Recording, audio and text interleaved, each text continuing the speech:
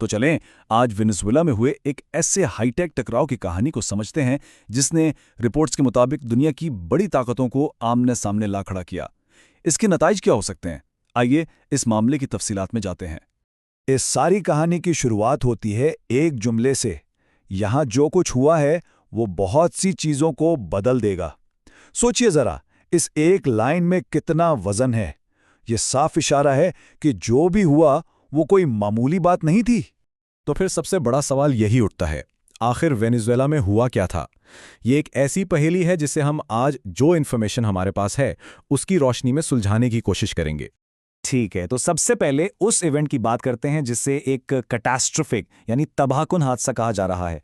Reports के मुताबिक ये सब कुछ एक इंतहाई तनाव भरे माहौल में शुरू हुआ। इस पूरी सिचुएशन को तबाहकुन इसलिए कहा गया क्योंकि इसमें बहुत हाई लेवल सिक्योरिटी लोग शामिल थे। इससे अंदाज़ा लगाया जा सकता है कि मामला छोटा मोटा बिल्कुल नहीं था, बल्कि एक बहुत बड़ा सिक्योरिटी क्राइसिस बन गया था। और इस टकराव में था क्या क्या? सोचिए, हाई लेवल बॉडीगार्ड्स, चीन और रशिया की टेक्नोलॉजी, ड्रोन्स को रोकने वाला एक डिफेंस सिस्टम, और सबसे बढ़कर इस मामले पर व्हाइट हाउस तक की नज़र थी। जब ये सारी चीज़ें एक साथ आती हैं तो साफ पता चलता है कि ये कोई मामूली झगड़ा नहीं, बल्कि एक इंटरनेशनल लेवल का टेंशन था। अच्छा, तो इस इंसिडेंट के जवाब में अमेरिका ने जो ऑपरेशन शुरू किया उसका एक बड़ा खास नाम भी था। चलें देखते हैं। इस अमेरिकन रिस्पॉन्स का नाम रखा गया ऑपरेशन एब्सोल्यूट रिजॉल्व। नाम से ही अंदाजा हो जाता है कि मिशन कितना सीरियस और डिटर्मिन्ड था। तो इस ऑपरेशन में आमने सामने कौन था?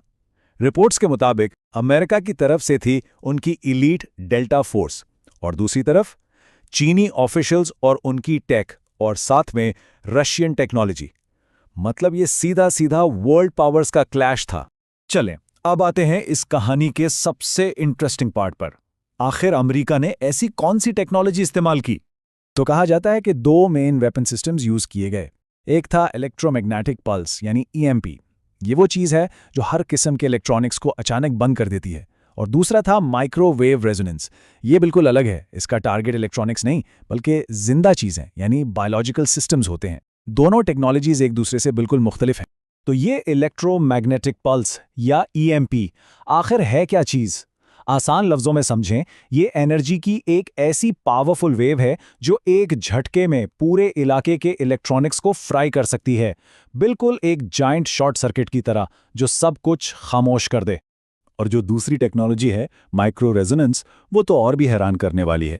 कहा यह जाता है कि ये टेक्नोलॉजी इंसानी जिस्म के अंदर मॉलिक्यूल्स की नेचुरल फ्रीक्वेंसी को अचानक तेज कर देती है, जिससे अंदरूनी तौर पर वाइब्रेशन होती है। एक ऐसी कंपकपाहट जो बाहर से दिखाई नहीं देती। सुनने में बिल्कुल साइंस फिक्शन लगता है ना? लेकिन इस मामले की तफसीलात में यही बताया गया है। तो इसके असरात क्या बताए जाते हैं? कहा जाता है कि ये टेक्नोलॉजी जिस्म के अंदर ऐसी वाइब्रेशंस पैदा करती हैं जो सीधा ब्लड और नर्व्स को टारगेट करती हैं।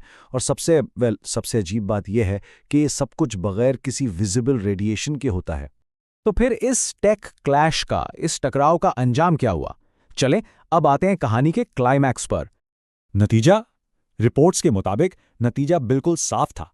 अमेरिकन टेक्नोलॉजी ने चीन और रशिया की टेक को पूरी तरह से हरा दिया, और इस जीत को नाम दिया गया एब्सोल्यूट डोमिनेंस यानी मुकम्मल गलबा। ये लफ्ज़ ही बता रहा है कि ये कोई आम सी जीत नहीं थी, बल्कि ये टेक्नोलॉजी की सुपीरियॉरिटी का एक खुला ऐलान था। लेकिन इसका साइकोलॉजिकल इम्पैक्ट क्या हुआ? इसका असर क्या पड़ा? सोर्स के मुताबिक इसका जवाब एक लाइन में, अब हर कोई दो बार सोचता है। यानी इस इवेंट ने बाकी इंटरनेशनल पावर्स के लिए एक क्लियर मैसेज दे दिया था। आखिर में आइए देखते हैं कि इस एक वाक़ये के असरात कितने दूर तक जा सकते हैं। कहा यह जाता है कि इसका असर सिर्फ वेनेजुएला तक ही नहीं रहा। इसके जो जियोपॉलिटिकल इफेक्ट्स हैं वो इससे कहीं ज़्यादा बड़े हैं और दूर तक फैले हुए हैं। और यहीं पर हम वापस उसी बात पर आते हैं जहां से हमने शुरू किया था। यहाँ जो कुछ हुआ है वो ना सिर्फ वेनेजुएला बल्कि पूरे रीजन में बहुत सी चीज़ों को बदल देगा। देखा, ये जुमला पूरे वाक़ये की इंपॉर्टेंस को सील कर देता है। तो आखिरी और सबसे बड़ा सवाल, क्या हमने अनजाने में जंग की एक बिल्कुल नई किस्म देख ली है? एक ऐसी जंग जिसे ना देखा जा सकता है, ना सुना जा सकता है, लेकिन जिसके असरात तबाहकुन हो सकते हैं। इसका जवाब शायद वक्त के पास ही है।